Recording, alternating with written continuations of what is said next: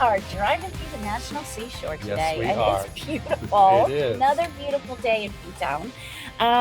So this is just one of the most beautiful stretches of coastline in the whole country. Yeah, it's something like 40 square miles Yep. of just uninterrupted. Yep, protected forever, can't be bought, can't be sold, which is kind of the exact opposite of what we do for a living. But Yes, that's absolutely true. And we love it that way. But we love it that way. We really, really do. And today, Nate and I thought it was such a great day. Let's go out in the car, look around, and it's Pride Week. Which is awesome. Yeah. Yeah. So today we're going to be talking about dual agency. Okay. And that is the arrangement where your agent works for you, and then also kind of doesn't. That's a good way to put it. So dual agency is, we're going to talk about that. Yes. And then we're going to talk about how it's different from like a normal representation. Okay.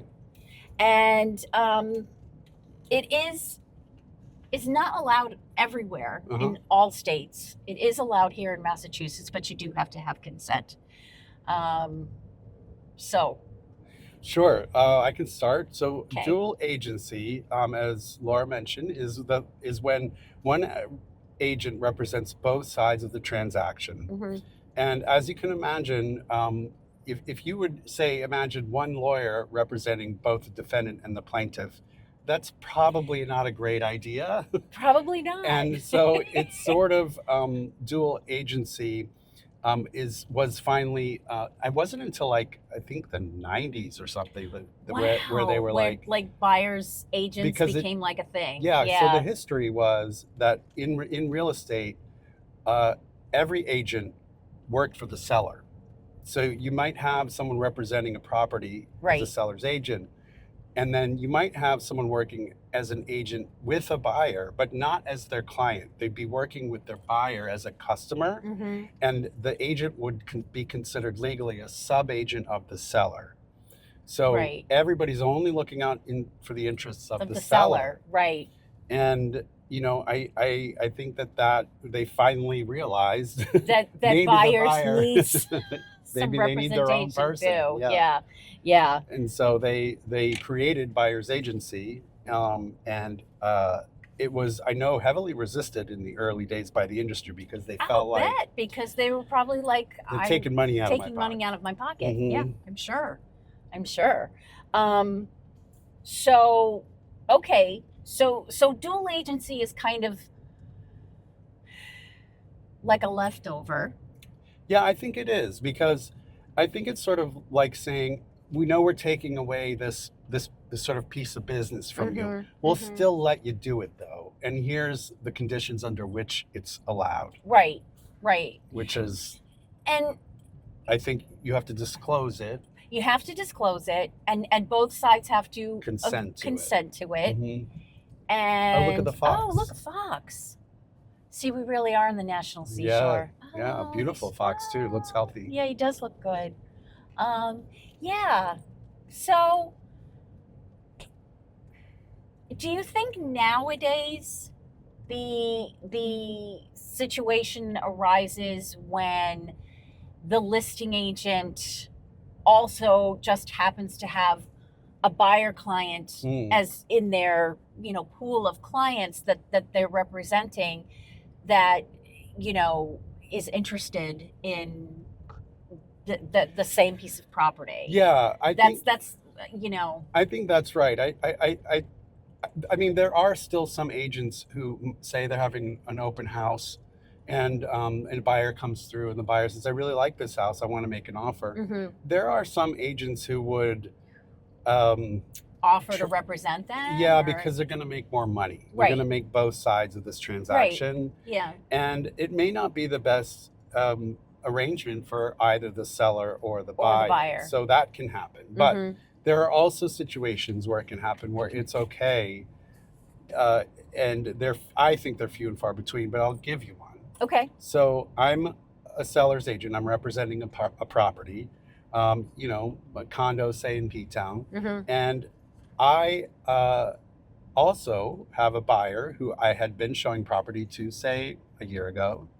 And this buyer, either I tell them about the property or they see it go online and they say, I really like this property. Right. Now I'm in a position where these are both my clients. I've got contracts with both of them. Yeah. Because I have a buyer's contract with my buyer who I've been working with, and now I have a seller's contract. And then you have a listing contract. And so in that case, it may be okay to do dual agency if both parties were pretty savvy, had done a lot of transactions in their lives, didn't need a lot of hand-holding, knew the rules of the road, and also were pretty confident in what they wanted, what they were looking for, and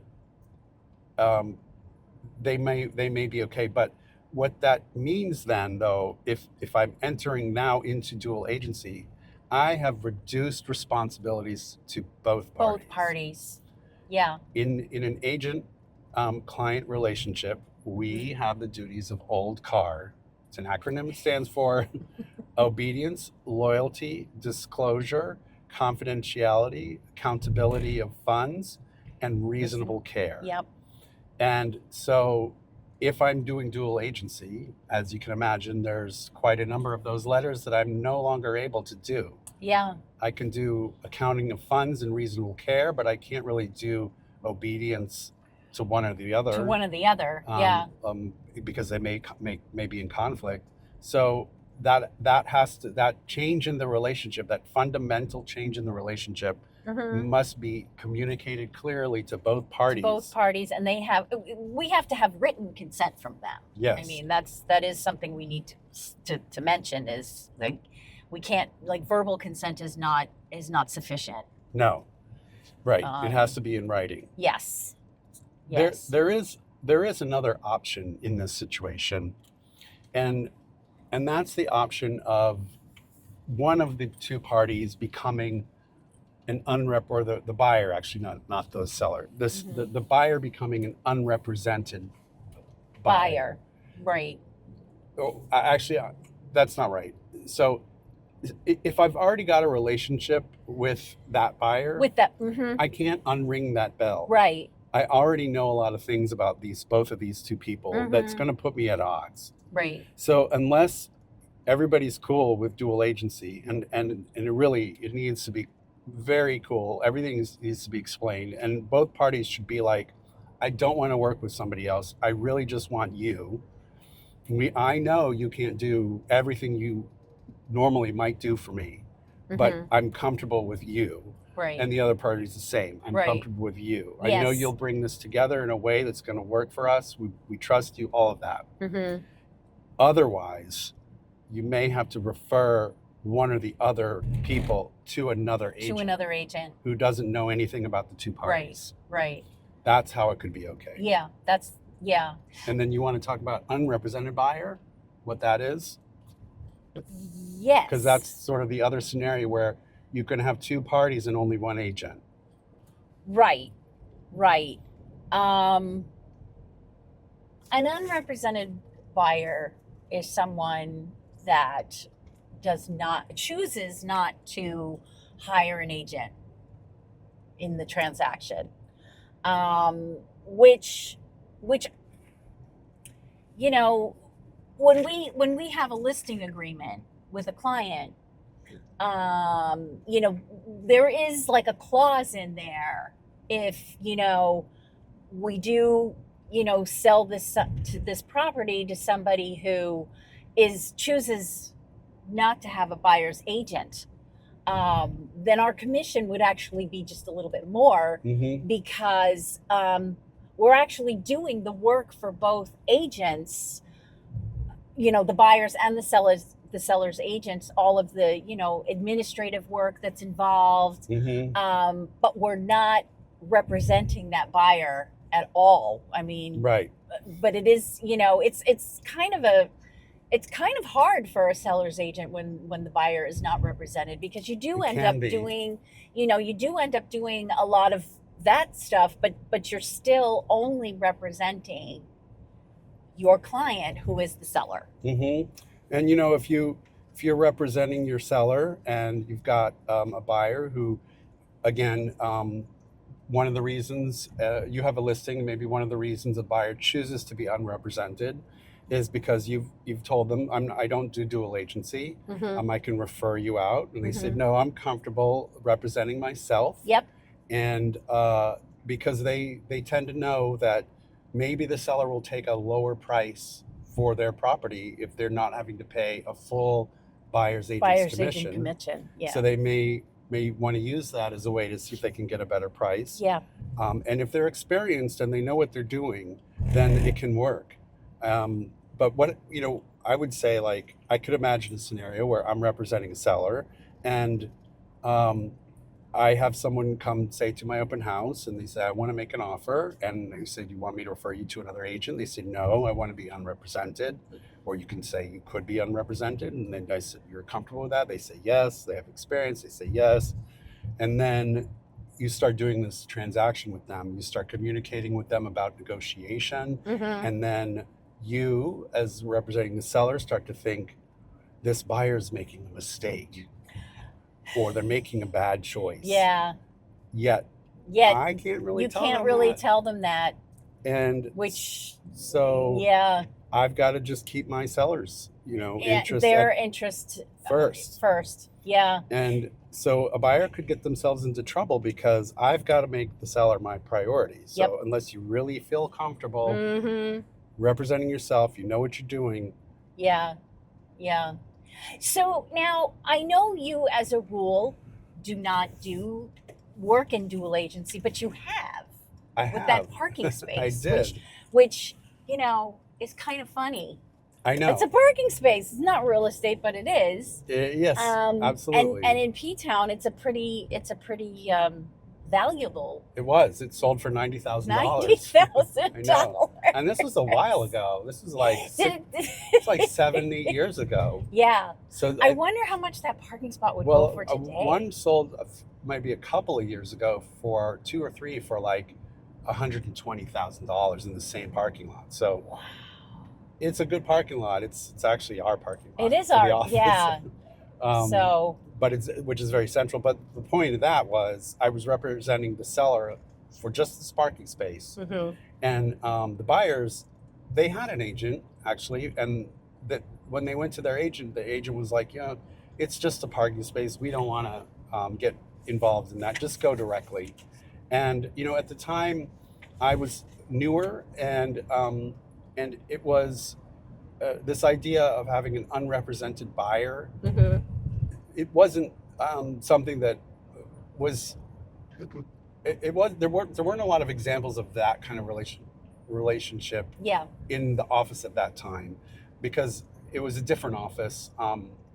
It was Atlantic Bay before it became Gibson, and they just had more transactions as a dual. And I don't want to get into it, but the office itself was a dual office. Right. So, which has a other whole set of things that we can talk about. That's a different show. It's not even. It's a different show. It is a different show. So anyway, my point about that was the agent that they'd worked with didn't really want to do this because it was straightforward. And, right. And so instead of unrepresented, it became a dual agent mm-hmm. situation, mm-hmm. and both parties did agree to it. Yes. And the transaction went smoothly. Both sides got what they wanted. I was not able to fully represent both, and I felt the pull of that a little bit. Yeah. And I remember thinking, oh God, what if this was like, a multi-million-dollar home? Yeah. The stakes would just be so much higher, and I would be so much more stressed out. Yeah. Fortunately, it was smooth, and it went okay. Was that the sort of defining moment for you when you said, I would prefer not to work in dual agency? Or? No, I knew before. Yeah. I knew that there was an inherent conflict in that kind of relationship. Right. And I thought it was okay to do it in this case, again, because the stakes were lower and it was fairly straightforward. Right. you're not like having It's an not, there's no inspection for a parking right. lot. Yeah. I mean, there's not a whole lot of things, Yeah. moving parts or anything. And Yeah. so, but when I did it, it really did highlight how it made me think about potential scenarios that could have been sticky. And I thought, wow, yeah, no, you definitely don't want to do that. Yeah. So I know for me personally, like when I, first got my license and kind of got the lay of the land and everything, I made that decision very early on that dual agency was not for me. And I don't know, do you, maybe newer agents feel the same way? Do you, and I know some of the agents who have been around for, several decades, and this was just how they did their work, have no qualms about doing it, which is fine also. Do you think like dual agency is sort of on its way out? I do. I do think like that 10, 20 years from now, it'll be. I guess. Yeah. I whether the state moves to bar it yeah. is one thing, but I know that right now, Gibson is our brokerage is very clear that they prefer us not to do dual agency wherever possible. It does still occur, and it does tend to be some of the older agents who grew up with it, right, and they're comfortable with it, yeah, and know how to navigate it better. But I still, even those agents are now going the unrepresented buyer route, right, or referring to another agent. Yeah. So okay, I don't have numbers or anything, but no, I was just curious, like what your opinion was. Like if you think at some point you just sort of become one of those. I do. I think it becomes sort of a relic, and whether or not the state gets rid of it, I think fewer and fewer people are practicing it. Yeah. It kind of does surprise me that it is still around, because, there are so many, we are under, we have so many guidelines as to how we have to, deal with our clients. And it is kind of surprising that it is still allowed. I agree. It's hard to make a good argument for it. Yeah. So, all right. Well, I think we covered everything that we wanted to talk about dual agency today. Yeah. So this is Inside Outer Cape with Nate and Laura. Yeah. I hope you guys have a good day. Have a good day. Bye. Bye.